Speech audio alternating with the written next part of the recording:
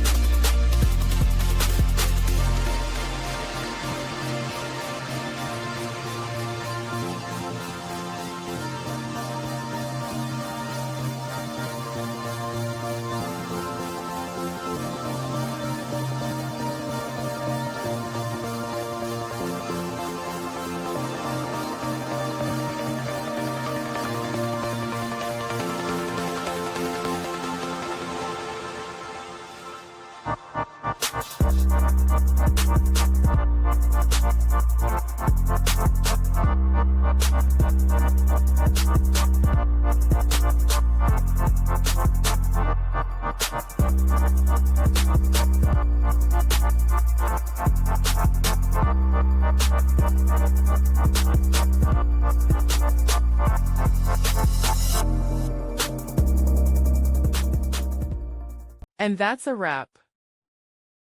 I hope you found the answer you were looking for. If you did, take a second to hit that subscribe button. It really helps out.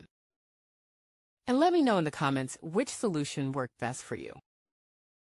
See you next time in the debug zone.